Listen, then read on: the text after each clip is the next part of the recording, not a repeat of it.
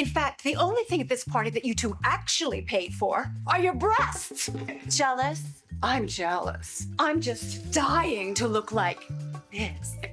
Well, maybe if you did, you'd be out here with Richard.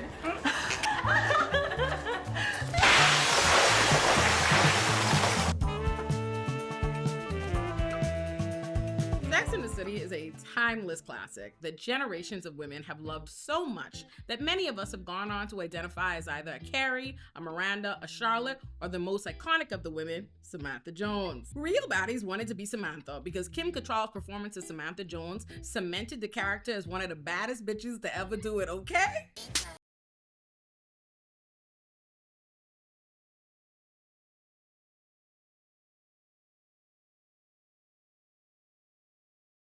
It's hard to imagine that one of the most iconic characters in television history deserves better, but I think she does. Not just that she deserved a better friend than Carrie Bradshaw, which she did, but that's a conversation for another day. What she deserves is better media analysis that acknowledges her insecurities and her flaws instead of idolizing her in a way that minimizes all that she was. And I'll explain what I mean by that. Everyone loves Samantha Jones, and I am no exception, but I love her for different reasons than most people express, and I see her a lot differently than most. Most people love Samantha because they view her as a gorgeous, fabulous, confident, sex positive, don't need no man, antithesis to Carrie, or even Charlotte's desperate, needy, male-centered existence. But she is not the total opposite to Carrie and the other girls that a lot of us pretend she was. We just need her to be, so we focus on what suits our narrative. Throughout the series and the movies, Samantha shows us repeatedly that the fear of being alone and not being desirable to men plague the out of her. She is just as worried about not having a man, not being loved, not being desired, how the world views her, and everything else she scoffs at when the other girls admit it. But she chooses to hide her fears and insecurities as much as she can, and she opts for performing a certain kind of hyper-confidence in public, which a lot of strong and confident women do because the world doesn't allow anything else from them. The Sex and the City fandom does something similar to Miranda, where despite routinely seeing the effects of Miranda's crippling insecurity and anxiety around being undesirable and alone, like when she had a nervous breakdown because she had to tick single on a mortgage application and didn't have a date to a work event, that's dismissed in exchange for seeing her solely as Carrie's strong, no-nonsense friend. But Miranda, just like Samantha, might have seen clearly through all of Carrie's bullshit, but they rarely saw their own as clearly, and they behaved similar to her when confronted with similar situations. But the Samanthas and Mirandas of the world are not allowed to be weak, or to have insecurities, or to be human like everyone else, or to crash out. So much so that even when they try to tell or show us that they too are just as burdened, just as insecure, just as beaten by the world and its expectations as the rest of us, we either one, ignore it in favor of seeing them only as the hyper-confident role we need them to perform because we need them to be our proof that there's a version of the world where we too can be strong and secure, which is what the fandom does to Samantha. Or number two, we get angry at them for not living up to that image we have of them, which is what the fandom does to Miranda in the reboot when they're angry that she's become weak like Carrie because of how she was running behind Che. These approaches do such a disservice to the Samanthas and the Mirandas of the world by forcing them to make themselves one-dimensional, by performing unshakable strength or confidence 24/7 in fear of being judged or seen as weak, when their strength can and does exist alongside their weaknesses, their fears, and their insecurities because they are just people like everyone else. To really love and appreciate Samantha for the fullness of her character, we gotta analyze and be real about her low points and the insecurities and fears that she rose above. Samantha is iconic, but our analysis of her has been lacking, and she deserves better. So, without further ado, here's what everyone misses about Samantha Jones. Roll the theme song, Erin! Black independent, strongest in women. It's Olay, it's Olay, it's Olay, it's Olay now. I know that I'm worth it, so make sure to listen. It's Olay, it's Olay, it's Olay, it's Olay. Samantha Jones is Carrie Bradshaw's best friend for a reason. Yes, I said it. And while I don't like Carrie, I do not mean that derogatorily. Samantha is Carrie's best friend for a reason, but I do not say that in a negative way. Because as much shit as we all talk about Carrie, we love experiencing New York City through her eyes. Because at the end of the day, most of us relate to having at some point liked someone more than they like us, wanting to be chosen, making compromises we shouldn't have for someone we shouldn't be with, romanticizing bad partners and the bad relationships we have with them, and wanting to be desired in a world that tells us our desirability matters. And this isn't super relevant to this video at all, but it is a good time as any to say that while I love Samantha within the context of Sex and the City, I ain't never been no gal running around talking about I'd want to be friends with a Samantha in real life. No, sir. Samantha isn't even a gal I would want know. And I'd argue that most of y'all wouldn't want know her either. But we don't realize that because we judge Samantha as a friend based on the friend she was to Carrie. And Samantha was a great friend to Carrie, but she wasn't much of a friend to anyone else. And she damn sure wasn't no girl's girl. Because it's hard to be a good friend to women or to be a girl's girl when you live a life of competing with other women, of wanting to be desired by men, of wanting to be the center of attention and prioritizing how to appeal to men. That's why Samantha had no problem sleeping with other women's husbands, just like Carrie. And we see her lash out at any other woman who threatens her need to be the center of attention or desired by men, which is why she treated Lainey like shit. The point is that Samantha was every bit just as insecure as her friends. The show reveals this to us several times throughout its run, that all Samantha's talk about only wanting sex, not wanting a relationship, not caring about love, being fine with a cheating man, or not needing men's validation was just that. All talk. It was a performance. We cannot call Carrie names for how she carried on about Big and not peep the striking similarities between how Samantha carried on behind Richard. We can't call Big, Richard, and all the man them names for wanting young gals on their arms so they could feel more desirable and not address Samantha's relationship with Smith Jarrett for what it was. We can't talk about Charlotte being so pressed for her husband she cuffed Trey without having sex with him because she thought an emotional connection with a man was too good to pass up, and not notice the similarities in why Samantha chose to be with James, Shoots, or even why she chose to be with Maria, or really most anybody who tried to force a relationship on her. I know that's right. Despite being all about whomever and not being judged and not wanting a man in a relationship and all that shit she be saying, in season 1, that's right out of the gate of the series, people, when Samantha meets James and she forms an emotional connection with him, she, a woman who loves sex, decides to withhold sex till they enter a relationship because she thinks he's the one, and certainly no man would love and respect her and be in a relationship with her if she put out too early. It was a nod to the idea that sex is something women barter for commitment, and that the desire for companionship and emotional connection with a man should always trump any sexual desires or sexual compatibility, because that's not something you as a woman needs to be thinking about. Very unfeminist. Don't ever let nobody tell you that Sex and the City was putting on for feminism. No such a thing. So Samantha waits till she and James are in a committed relationship to have sex with him, only to be distraught to learn the man is non-existent. When I tell you distraught, my girl was boo win. Couldn't feel his mind at all. And despite being miserable in this dynamic, Samantha forces herself to ride it out for some time, because a woman's sexual needs just supposed to stop mattering if a man is willing to commit to us. So now let me ask y'all, is that not exactly what our girl Charlotte York did with Trey? Literally same script, different cast. That's word to Whitney Houston. James is to Samantha what Trey was to Charlotte, just like Richard was to Samantha what Babe was to Carrie, but we'll get back to that. On another occasion, Samantha gets sick, and when her curtain falls down, but she's too sick to get it up herself and none of her buddies will come do it, my girl has her a little mini nervous breakdown about how life don't mean shit if she ain't got no mind to help her. When she starts feeling better, she walks us back, but it was still how the show chose to illustrate to us what Samantha's deepest fears truly are. They gave her that one moment when she was sick and her defenses were down to give in to her worst fears about what being alone or not having a relationship could mean for her. I also think it's worth noting how the show had Samantha act when she got sick, because that was one of the many examples of Samantha behaving as a man stereotypically would. Because the stereotype is that strong, capable men just turn into big giant babies and fall apart when they get sick, often leaving the women in their lives to take care of them if they have a gal. Samantha is often depicted as behaving how a man stereotypically would. The implication there is that Samantha being so sexual couldn't be intrinsic to women. Instead, it's a reflection of Samantha simply being an outlier of women and being similar to a man. This element of Samantha's character subtracts from the reality that women can have sexual desires and large sexual appetites and not desire commitment. This element of Samantha's character subtracts from the reality that women can have sexual desires and large sexual appetites and not desire commitment. And it's not because they're acting like men, it's simply that women can have those same desires. It's funny because in the same breath that the show needs to depict her as a woman who is similar to a man and behaves like a man both in sex and in sickness in order to justify her promiscuity and chosen singleness, but they don't let her escape the external pressures placed on her as a woman, making sure to have her realize that unlike the men she's being modeled after, who fall apart when they get sick and usually turn to a woman to care for them if they have one, but are not failures if they don't have one, because she doesn't have that partner and she is a woman, she has failed and her life is meaningless. It's an evil world we live in. Another example we get of the show making sure we're reminded that despite behaving like a man, Samantha would be judged and punished like a woman. And that was the introduction of Richard Wright. Woo child. Because people love to focus on the elements of Samantha's story that make her look strong, we often see a lot of references to the moment where she officially ends her relationship with Richard. The second time, mind you. where she says, "I love you too, Richard, but I love me more."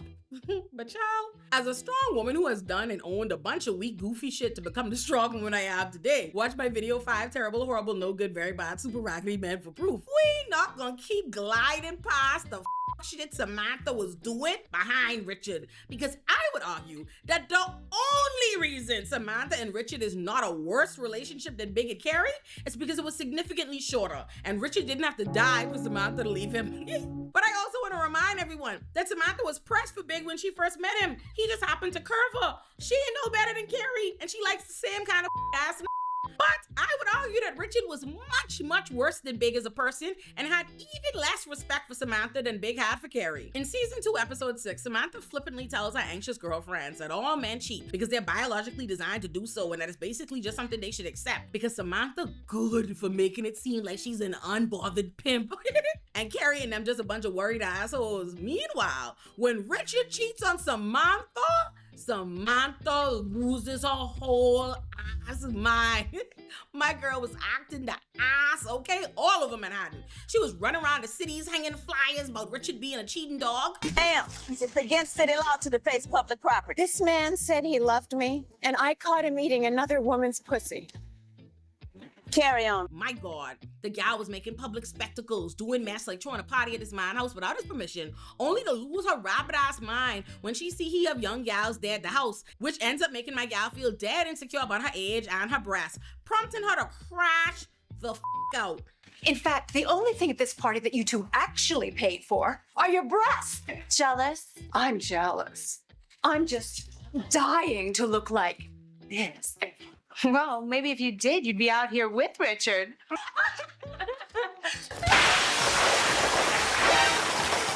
This is neither here nor there, but this is one of the many times in Sex and the City that women with big breasts are presented as bimbos, whores, or just deserving of being shamed and looking ridiculous and all kind of It's a constant thing with them to be hating on women with big boobs out of their own insecurity. And as a board member of the Big Titty Committee, that shit is annoying as It's something that many women do in real life, and those hating bitches who be in my comments with that complaining about my breasts are precisely the reason why I make sure the titties are tittying in every video I make on here. Die mad here. Back to Richard and Samantha. And even before cheating on her, let's not forget how we're introduced to Richard. Samantha was interviewing for a job for Richard, and he would not hire her because she slept with his architect. Mans basically called her every kind of whorish liability to her face till she had to rush out the room and go cry in the elevator. And instead of never speaking to this ever again and or suing the out of him for admitting to employment discrimination, when he offers her the job, she accepts and immediately starts sleeping with this. Hell no, man. Do y'all know how hard we would have slandered Carrie and her lack of self-respect if she got with Big under them circumstances? We judged Carrie for less. Shoot, we gave Carrie shit right out the gate for even wanting to date Big when several of their initial flirty interactions consisted of him judging her for having condoms fall out of her purse and being a sex columnist. People tend to think Samantha is just so much better than Carrie because after running up and down the place trying to stop or catch him cheating on her, she finally breaks up with him with that iconic line, "I love you too, Richard, but I love me more." And she's walking off seemingly like a boss. But child, I would give it a point if that was in fact the last word she ever said to Richard. But it was not. And not only was it not, their final interactions are what really hammered home how deeply insecure Samantha really is. But before we get there, we first have to talk about her relationship with Smith Jarrett, whose name was actually Jerry Jarrett before Samantha decided that it was better for his career to go by Smith Jarrett. Samantha's relationship with Smith Jarrett is where we get to see how her relationship with Richard f***ed up her self-esteem. And that was only worsened by trying to feel worthy enough to be on the arm of a 20-something-year-old heartthrob and movie star with washboard abs and a big dick. Oh, child, let's get into this. Someone left me a very wild-ass comment on my Bonnie video saying that they believe Samantha was the female version of Bonnie Stinson. What the hell are you talking about? And to that I say, police! The only thing Samantha Jones had in common with Bonnie Stinson was that they were both blonde and enjoyed sex. and lived in New York City. Samantha never manipulated, coerced, lied to, or muscled men into sex. She was a 40-something-year-old bad bitch having sex. That is and that's all. Don't ever play on her top like that again, you hear me? That being said, I want to start by saying that there are some problematic elements about 45-year-old Samantha's relationship with 28-year-old Smith Jared that it took me a long time to notice, because we as the viewers love Samantha. So by the time the show introduces Smith as the gorgeous, doting man who seems to love Samantha in spite of how awfully she sometimes treats him, we are so happy for Samantha that we don't stop to think about the relationship from the perspective of Smith, especially since the show goes out of their way to present him as unflinchingly, madly in love with Samantha and unhurt and unfazed by her nonsense. Now, despite the age gap between Samantha and Smith, I am not going to make it seem like that man was a minor and there was something inherently unfathomable or predatory about her dating a man that young, I guess. He was basically 30, I suppose. Although, in addition to the huge age gap, there was also a huge wealth disparity initially, with Samantha being big money and Smith being a certified brokey waiter and aspiring actor, as well as being a recovering addict. There was definitely a power imbalance in their relationship initially, but that's not inherently problematic, and while Samantha initially pursues him for sex, it's Smith that aggressively pursues a relationship with Samantha, so that ain't the problem. On top of the fact that Smith eventually becomes a rich, famous actor, so they even lose that wealth disparity. So you want to know what the real problem with Smith and Samantha's relationship really is? What if I told y'all that Samantha never liked Smith for real? Yes, I said it. She never with that like that. She acquiesced to being with Smith for the same reasons that led her to panic when she got sick and to settle for James for a minute, which is that a woman should feel lucky and not take for granted a man willing to offer a commitment, love, and an emotional connection and support. Her own feelings for them be damned. And the fact that Smith was so much younger than her and he was so attractive also validated her. And the reason she stays with him is out of a sense of obligation that we'll discuss later. So let's talk about it. Samantha and Smith meet because he's the fine-ass waiter at a new restaurant and Samantha's hell-bent on him. So she and another old bitch battle to see who could be the last one there when the restaurant closed, because apparently there's a last one in the restaurant waiter rule. Who knew? Luckily for Samantha, she's able to firmly avoid being in the zone of Barney Stinson creepiness because Smith tells her that she didn't have to go to all this trouble of staying there all night ordering bullshit because he already wanted to sleep with her. See, class? This is consent. From there, they start sleeping together and he ain't nothing more but a booty call to her. At one point, she even offends him by leaving money on the nightstand for him, which, to be fair, was not intended as compensation for him. She was reimbursing him the money he lost when he got fired on one of his little jobs because he got caught in the back room. Nonetheless, she made feel like nothing more than a piece of ass, and she doesn't do much to assuage his fears when she refuses to so much as talk to him or have any interaction not tailored around sex. And when I say this gal didn't give a about this or want shit from him but dick, I mean that in the middle of role playing in a bar, when Smith declines the drink she got him by telling her he's a former alcoholic and he can't drink, this gal was like, gets up and leave. My bitch dusts out the restaurant. This is one of two egregious things Samantha does to Smith, and yet it pales in comparison to the second thing, but by golly, gee, is this one bad too? Do you know the amount of disregard she had to have for this man's humanity to get up and walk the out simply because he's chosen to share something deeply personal and real about himself when she would rather know nothing about him but his dick? And then she didn't answer the man calls or texts until he promised her more role playing and sex. This Smith forced this gal to learn his name and have a regular conversation with him. And from there they start dating, not because Samantha was interested or her feelings changed, but because he persisted. And although they start dating, she refused to commit to him. What she did do though was lend him her publicist skills and turn him into a big star. It's then that she gives him his stage name and gets him booked and busy till eventually he blows up. But it's in him becoming a star that we see the effects of Richard on Samantha's insecurities. While Samantha enjoyed telling her friends how big his dick was, even showing them how big his dick was, which is why she made sure everyone she knew attended his little indie play where all he did was get butt-ass naked. She loved telling people how many abs he had, showing them sexy photos of him. She loved how she thought people perceived her for being with Smith, which is why when a rumor starts that he's gay and she overhears some women basically saying they thought she was a true old baddie because his young fine was her, but now they see she's just an old and washed up beard. That bothered my girl so heavy, she makes Smith record a sex tape with her that she then distributed to the tabloids. In many ways, Samantha's relationship with Smith was the inverse of what we typically see with older men who pick much younger, very attractive women they have nothing in common with so that they can brag about them to their friends, all the while feeling incredibly insecure about their own age and desirability in relation to that young partner. And I think the fact that Samantha and Smith's dynamic was not only the inverse of that dynamic, but we also got the added benefit of not only seeing an older woman have a fine ass young once, but he also valued, appreciated, and loved her in spite of her perceived flaws, or what kind of love our conservative, sexist-ass society tells us women like Samantha or women at Samantha's age are allowed to have. And that's why we like them together so much. So much so that we did not realize that Samantha was not emotionally ready to be with Smith, nor did she really want to be. Samantha wanted to be with a man like Richard. In fact, she still wanted to be with Richard himself. And we don't know that just because she told Smith on several different occasions to identify as single. She dodged holding a hand out in public or anything he did to get closer to her. But we know it to be fact because Samantha jumped at the first opportunity to do Smith dirtier than I ever seen a done at the mere sight of Richard's name.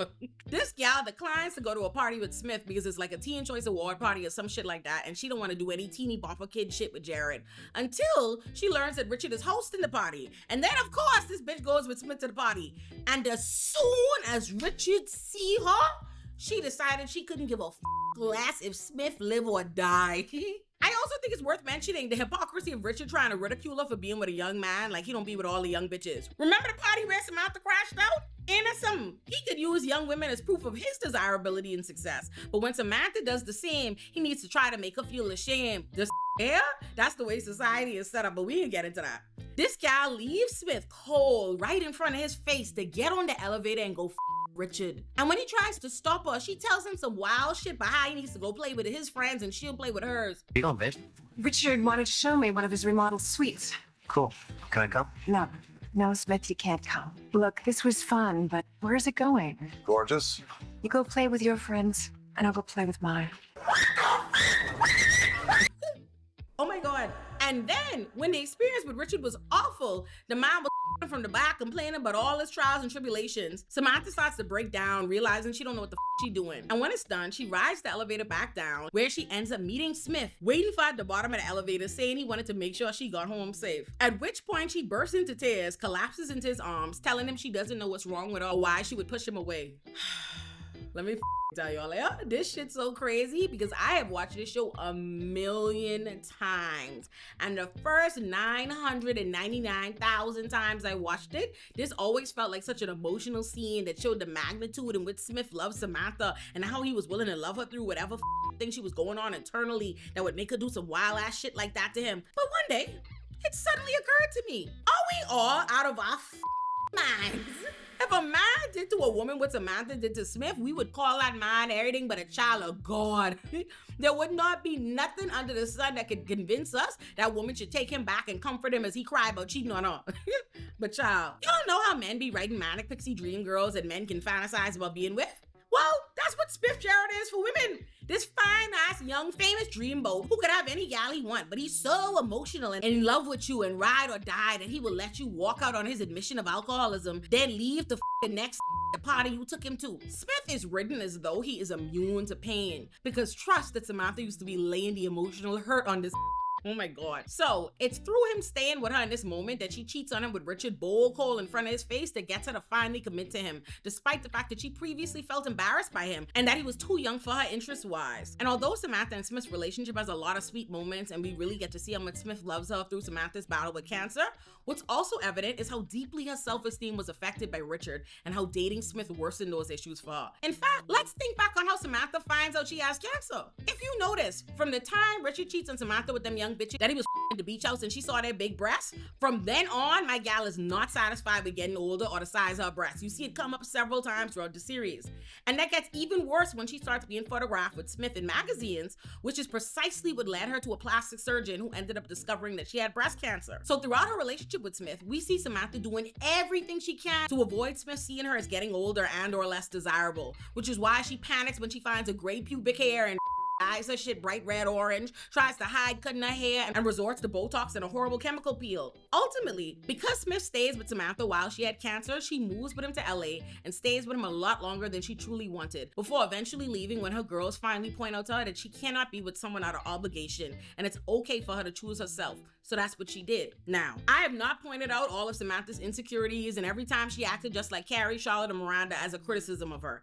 Exactly the opposite, actually. It is nice to admire fabulous, strong women who seemingly rise above a lot of the pressures, expectations, and gendered assumptions that are placed on us as women. But they are still human like the rest of us, and they are just as fallible and affected by fear, insecurity, doubt in the world around us. And we need to let them be. That is the problem with idolization. It dehumanizes people. We pick apart Carrie Bradshaw's every insecurity, flaw, fear, or mistake, but we often aren't willing to have the same kind of healthy analysis of Samantha because we don't want to ruin the pedestal we have her on in our minds. But I think it robs us of richer takeaways, and it's unfair to the Samanthas of the world who have to balance being on that pedestal. And Samantha Jones extra suffered from this as a character because even the writers of the show did their best to flanderize her in many ways as a just horny, vain woman. Most of the depth that we get from Samantha, I think, is owed more to Kim Cattrall's performance than the show's writing, which I think Kim Cattrall would likely agree with, seeing as she chose not to return to the reboot after the writers had planned to do Samantha dirtier than ever before by giving us some nasty ass storyline, including Miranda's underage son. I love Samantha because not only was she a stunning 40-something and then 50-something-year-old woman that commanded every room she walked in and owned the life she chose for herself, it was because she did her best to go out into the world and exude as much confidence as she could, even when she didn't feel it, and it wasn't without cost. Samantha placed most of her value in being beautiful and being desired, which brought about a bunch of insecurity and fear, especially as she got older, and that's something that needs to be reckoned with. Everyone wants to be a Samantha because we love to glamorize and admire the Samanthas, but we need to start analyzing just how hard it is to be Samantha, to be the woman who is expected to perform confidence, beauty, and unwavering security all the time. And we need to give the Samanthas of the world the humanity they deserve by recognizing that they too have insecurities, they too have blind spots, they too have weaknesses, they too are not always showing up as the strongest, most no-nonsense women. They will flounder like the rest of us, but that doesn't take away from who they are overall. Strong bad bitches. Y'all should subscribe to the Patreon. I put, for the people who want to hear me doing all my cursing, we put the uncensored versions of every recap on the Patreon. So do that.